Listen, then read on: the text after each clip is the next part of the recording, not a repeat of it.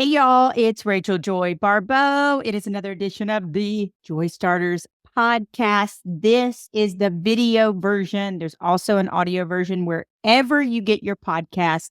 And we just want to say thank you. And I want to thank just right off the bat, Sean French, the Determined Society, Pat Sitkins. I am so grateful, Adaptive Jacks. I'm so grateful for those relationships and being able to be featured on their socials on this new podcast network called the Determined Society, and for being kicked in the can. I say kicked in the can, but kicked in the rear end to actually finally do a recorded visual version of this podcast too. So you can always find this at the Determined Society YouTube. So you can always find that there. And then audio you can find anywhere and just hit Joy Starters Podcast. All right. Now, a lot to talk about, but the first things first, I want to say if you're an avid listener or viewer of the podcast, please share this with somebody. If you're on YouTube or the audio, just hit that share button and send to one person, send to 20 people, okay? That's the way the word gets out. That's the way my book became a bestseller. That's the way, I remember one of my coaching clients came to me because a friend of mine, Casey Smith, shared it was a course that I was doing, the same course that I talked about a few weeks ago where Jill and Dave met in that course and got engaged. And he only took the course because Casey Smith shared it. He bought the course, and after that, I ended up working with him for 6 months. So the power of a share, I talk about it all the time, the power that you have in these fingertips. You knew I was going to do it. That's for you, Robin, my girl at church, my sister in church. So anyway, a lot I want to talk about today, but the first thing I want to say beyond that, the second first thing is you maybe or maybe not notice if you're looking at the YouTube version of this. And if you're not and you're just listening, you need to go watch the YouTube version. But I knocked something off of my list back there. And I got the bed/couch behind me organized and have worked on that. So that's the first thing. The second thing is, and I don't even know where are my things, is that if you see me on the video version, I have no makeup on other than some lipstick, and I'm okay with it because I promised you at the beginning of this podcast that it would not change. The way that I do this podcast would not change. And that means that I'm going to be real and authentic. And today was one of those days in a great way in which I had a lot going on. And I didn't feel the need to put on makeup to do a podcast with you. I wanted to be my real and authentic self. And sometimes my real and authentic self has beautiful makeup on. And sometimes my real and authentic self is just my face. It's just my face. So I wanted to say that. I also wanted to tell you about this amazing experience I had. I feel like the need to sing everything, which is hilarious. But I wanted to tell you about this amazing experience I had this weekend, and that was visiting with Coach Snyder. All right. So if you're not familiar with Coach Bill Snyder, he is the author of one of the greatest turnarounds in college football at K-State, a moribund. How about that? $5 word. That might be a $10 word. If you don't know what moribund is, go look it up. A big fan of new words, of using different words. But he turned a moribund program around, one of the greatest turnarounds, if not the greatest, in college football and College Football Hall of Fame. Yeah, I didn't even do my hair, y'all. College Football Hall of Fame, just an amazing titan of college football, one of the best coaches to ever do it. I met him. I promised you the story. I've given you snippets of it if you follow me on social media, but I promised you the rest of the story. I met him when I was hosting for the Chick-fil-A Bowl. I hosted for about 5 years in person. I hosted a panel, and then even during COVID, we did it online. We pulled it off, but I met him there, and this is going in the book. And I was able to sit next to him this weekend and tell him, Coach, I'm writing about you in my next book. And he was just tickled pink. He said, my dear, you are? Are you kidding me? And I was like, oh my gosh, Coach, I just adore him. I loved him. And so it was amazing. So back to how I met him, and you're getting a little bit, it'll be written differently probably, but you're getting a little bit of how it will come across in the book. And that is that we were both in the same minivan, being picked up from the airport, or excuse me, from our hotel to go over to the World Congress Center, the Georgia World Congress Center. And he is seated directly in front of me. And all I could see was his long leg from behind. And I've said this many times. I don't fangirl in sports. I just generally don't, because guess what? People are people. And the minute you fangirl over somebody, I feel my personal feelings on that is you kind of put them up there and you're here, right? And if you can't see my hands and are doing the audio version of this, I'm saying you put somebody above you and then you're down here, they're on the pedestal. But there's some people that are just larger than life that you're like, wow, okay. And so I was talking to him and I said, hey, my name is Rachel Baribeau and I am a host on Sirius XM. And I said, I've always wanted to meet you, Coach. You're one of the ones that I have not interviewed yet. And he said, oh, Rachel Baribeau, I've heard of you, y'all. This was my face. But I was having to, it's total freak out. I was having to keep it together because I was like, okay, keep it together, Rachel, keep it together. And so I did, and we went and did the panel, and it was like, all-star studded panel. I mean, it was awesome with coaches and players. And we took a picture together, and he said, will you send that to me? And what began after that is only what I can describe as a mentor and a mentee. And I call him my bestie. He is somebody so special to me, and I am special to him. He wrote a letter for me that he sent out to multiple people, hand wrote this letter about my experience, about who I was as a speaker, who I am as a speaker, what he thought of me as a speaker, and how these coaches should have me in. And there are programs that I've been into, namely one with Sonny Dykes and TCU, where he is directly responsible for picking up the phone, calling Sonny and saying, Sonny, you need to have her in. And I've been to TCU 3 or 4 times. And so I'm just so thankful to him for allowing me his goodness. I posted a picture of him the other day and I said, I'm just so grateful that he saw something in me and is my friend and my mentor. Him seeing something in me and being my friend and my mentor has allowed me to bless countless souls, has allowed me to have all of these relationships and this impact on people. And that's just one of the schools, right? So we had been talking about him coming to one of my talks, but it just didn't work out here and there for one reason or another. And I met his daughter the second time I was with him. He was up at the Chick-fil-A Peach Bowl again. He was being honored and he invited me up, and I met his daughter, Shannon, and I absolutely fell in love with her. Sometimes, y'all, you just meet people and you just fall in love with them, and you know they're going to be lifelong friends, right?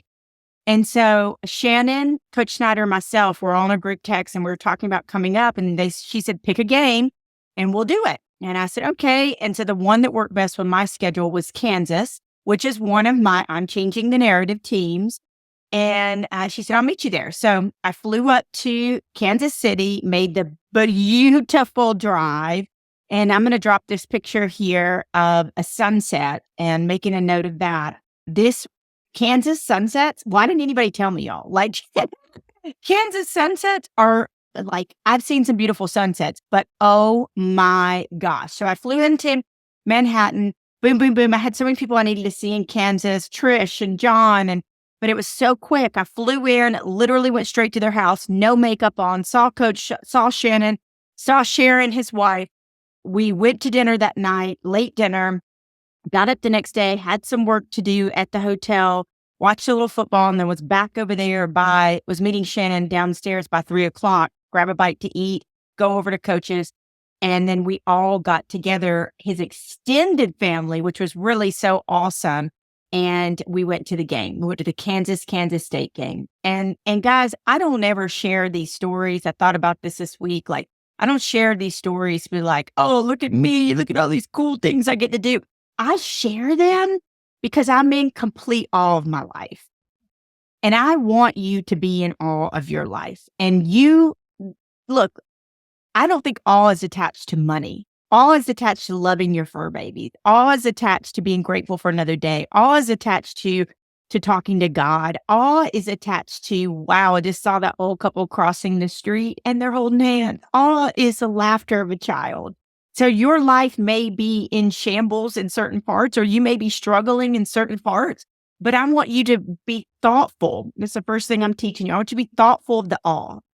Be thoughtful of the awe. Be cognizant of that awe and write it down. Man, I experienced awe today in this way, right? Like I experienced God's grace in this way, or the beauty of the world in this way. I always say this on this podcast and in general. I will never be ashamed of my God, but I am inclusive for everybody and what they believe. So you may believe something different. You may call God something different. You may not believe at all. You may be church hurt. You may, wherever you are on the spectrum, I am never going to shut up about my God. And I want to share him with you, but I'm also inclusive.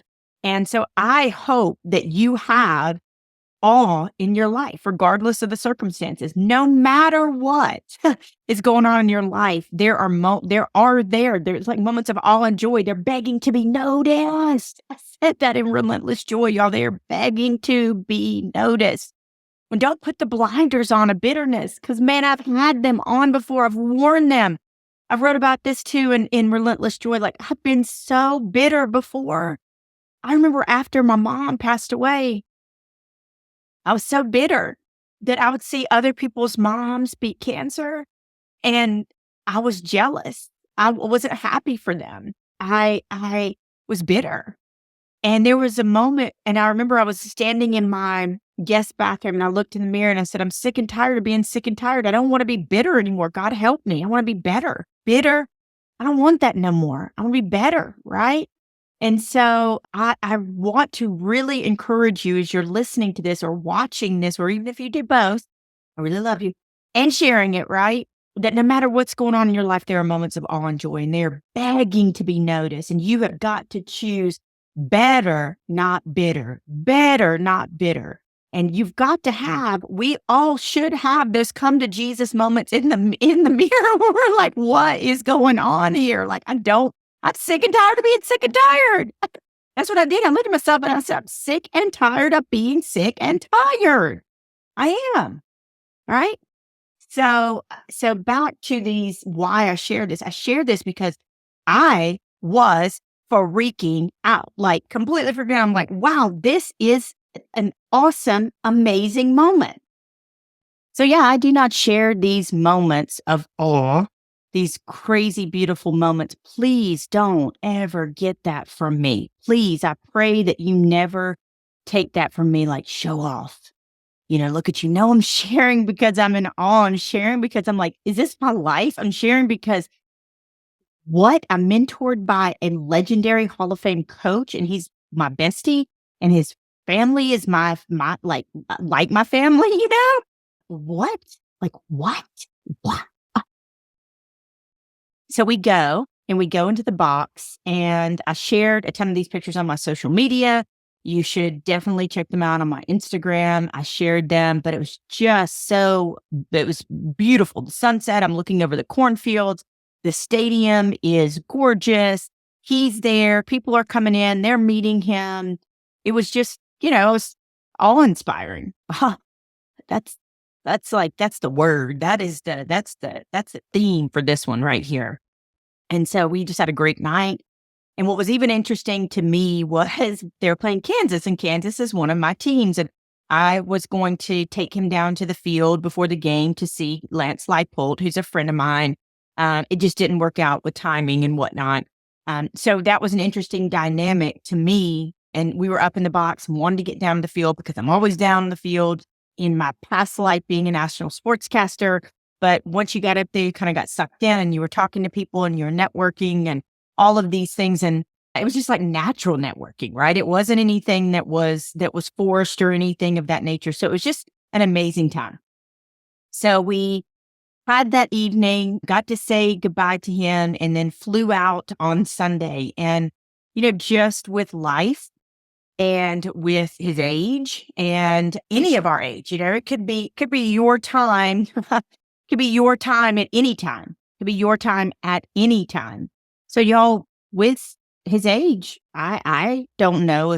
I don't know if it's the last time I'm going to see him. And I also have to tell you, there's a fly in my office that's like on its last leg, and it is driving me insane. I can hear it. So needless to say, y'all, it was just an unreal time to get to be at a stadium named after him, to be in his box, to meet his family, to be with him, to sit with him, to adore his family, adore him, just to be in his presence, to have that opportunity was just unreal. And then it being against Kansas, there were moments where I was quietly like cheering for Kansas.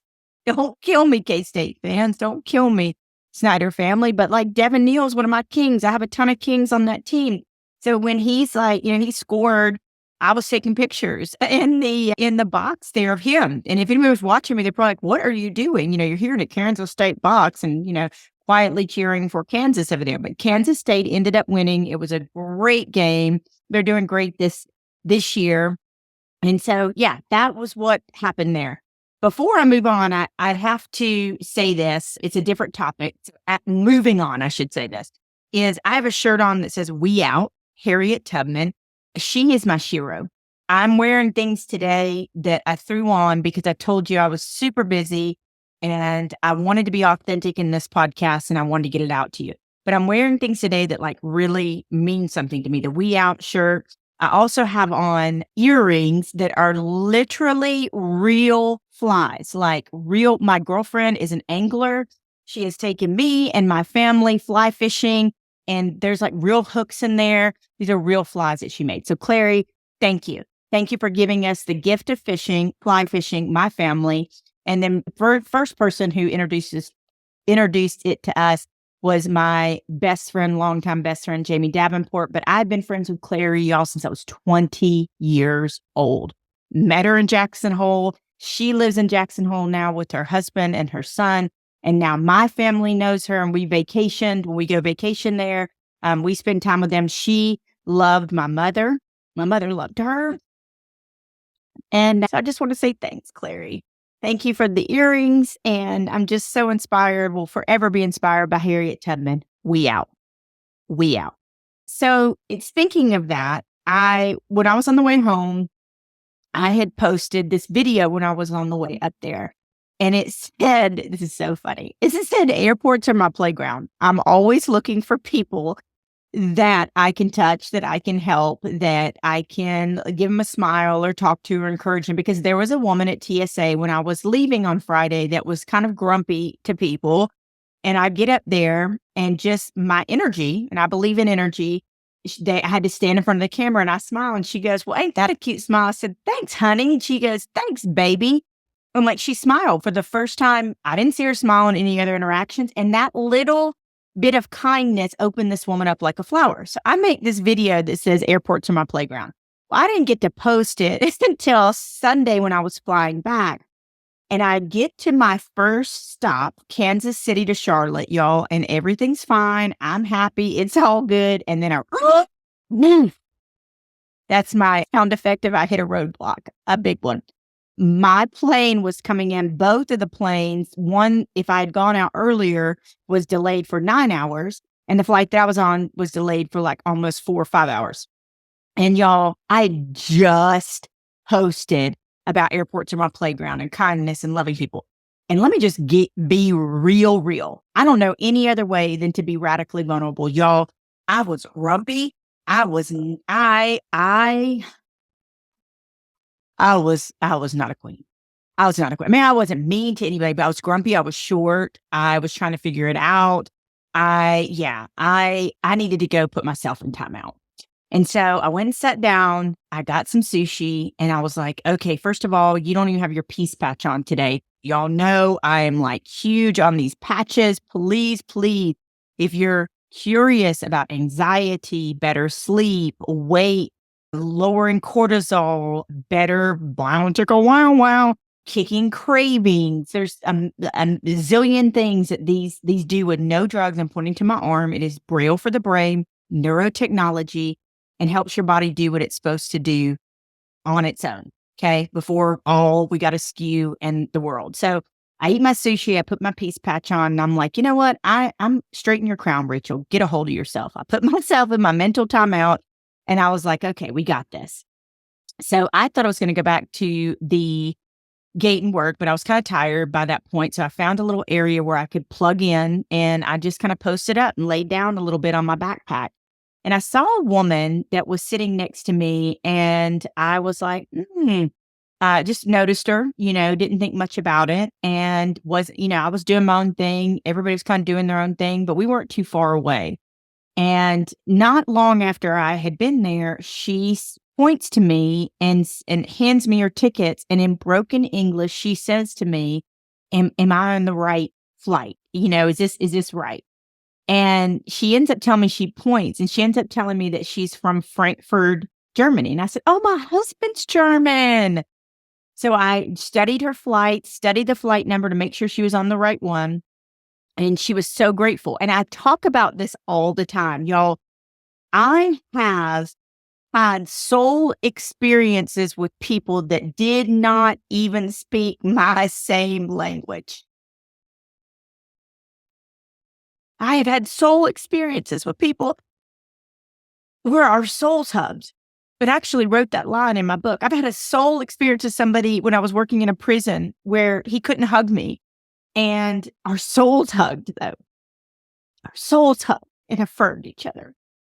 And I don't think you have to speak words sometimes to love people. It's deep. It's really deep. So she asked me if I'd watch her jacket while she went in the bathroom. And I said, of course. And she comes back and she has potato chips. Y'all, this woman, our soul spoke so much, she literally handed over like her open bag of potato chips and was motioning, do I want any? Now, I wasn't hungry, but the gesture was so sweet. Okay, so that's the first thing. Then I'm talking on the phone to my husband and I got a little teary-eyed over our son and some accomplishments that he had because he got thrust into the first two quarterbacks were hurt this season. And he got thrust into the position of quarterback as a sophomore and did very, very well until he got injured. And so I was a little teary-eyed. Y'all, this woman noticed I wasn't crying. There wasn't tears. I was just teary-eyed. She was so perceptive that she literally pulls out a tissue and hands it to me. And I'm like, what? Everything.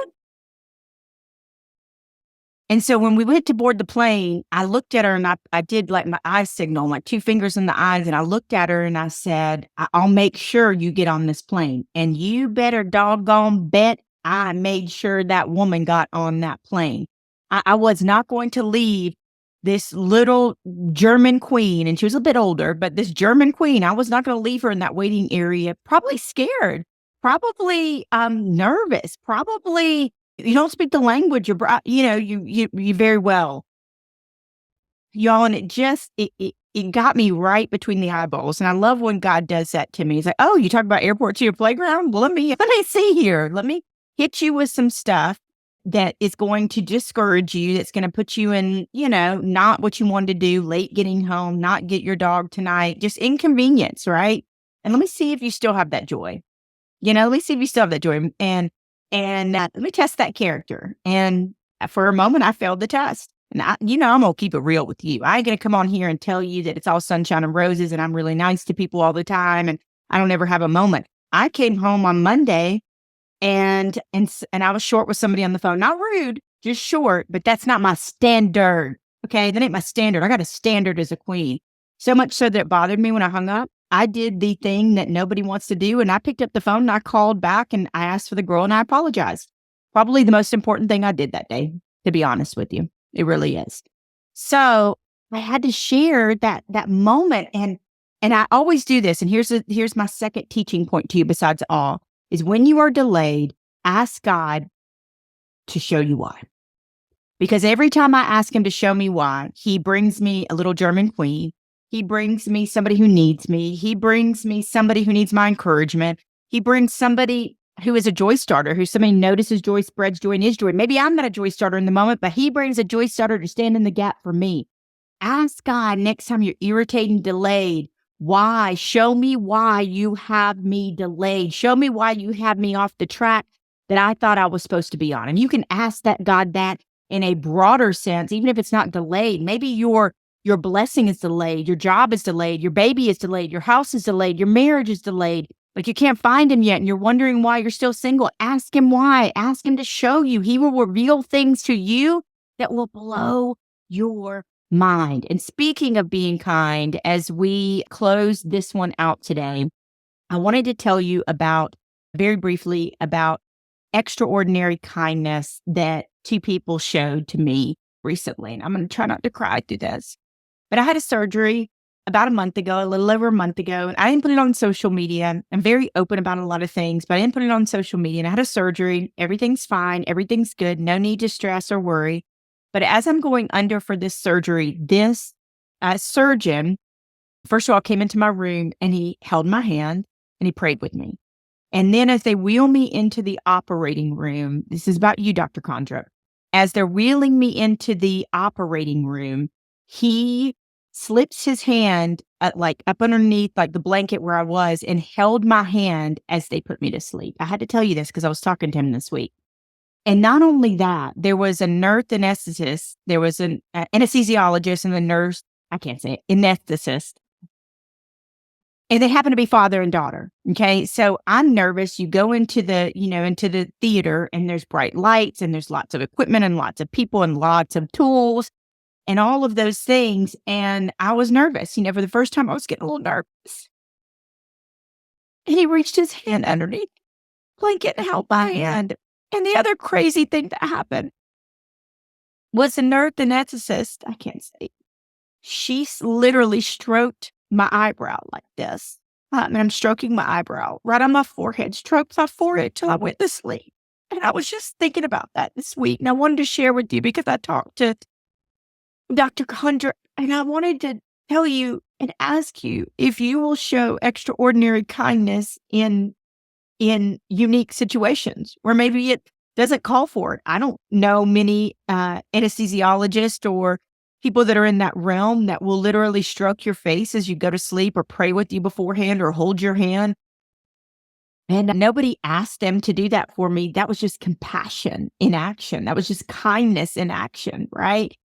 And it just touched me. It is forever touched me. And I am so grateful, and so much so that I told him that. I told him, I'm following up with him. That was extraordinary. You didn't have to do that. You put me at ease. You made me less nervous. And so, guess my last teaching moment to you is to show people extraordinary kindness in places where it's maybe not standard protocol, right? Like that's everything that I teach in Relentless Joy and the Joy Starters Club is joy and showing people joy and being kind. But I am encouraging you again to do it today. This is a good reminder. So much so, this podcast is such a beautiful reminder for people. And I don't do this. I do this as a form of expression and to help people. But I had somebody when talking about my marriage last week and being very vulnerable and talking about my marriage coach and talking about all the ways that I had grown and what I had been through and my ideas on marriage and being committed to somebody for life. Y'all, I had somebody email me afterwards, and I will not say her name. And she said, I just left therapy with my husband and it did not go well. I needed what you had to say so desperately. What's your marriage coach's number? And by the way, we'll drop her link below. Her name is Shirley. Y'all, it like unreal. So that's why I do it. So I'm asking you to show people extraordinary kindness. So next week, I want to tell you big time about my meeting. I talked about it last week with Terry Kauser. And y'all, this woman used to work for TransUnion, and she is a maven, an absolute boss when it comes to business credit, personal credit, finance, wealth, investing. She, single mother, raised herself up, bought her first house in her 20s, been through so much, enough to keep her down. And she now teaches other people through courses, through YouTube, through coaching. She's got a wait list, how to repair, build, and have generational wealth. And I had my first meeting with her last week, and y'all, I'm mind blown. Like, I mean, she put out a picture of us on social media, and I am like, what? I'm just, if you're doing the video version of this, I'm like, what? But I'm shocked. I mean, I'm like, I didn't know that. I didn't know that. And and I'm off and running. And these are things I didn't know. I didn't know what I didn't know. And I am woman enough. Yes. I am strong enough. I am vulnerable enough, radically vulnerable to tell you I don't know what I don't know. It's my mom and dad and stepdad did the best they could to give me financial advice and education, but there's a lot of things I don't know and I've done wrong and I wish I would have done differently, but I ain't wasting no more time. It's time now and I'm doing it. And I, like my friend Brittany Turner says, I have no shame in wanting to make more money because if I make more money, I can bless more people and bless more animals. Boom shakalaka. All right. I love y'all. If you want to talk about the Patches Coaching Christian Mastermind that is starting in January, I would love to chat with you about any of the things that I do. I am just an email away. And remember, please, please, please give me a thumbs up on this video, share it on the audio, share it, and come on over in the link below and join the Joy Starters. It is completely free, nothing asked of you other than altering your soul, but we would love to have you there. We'll see you next time.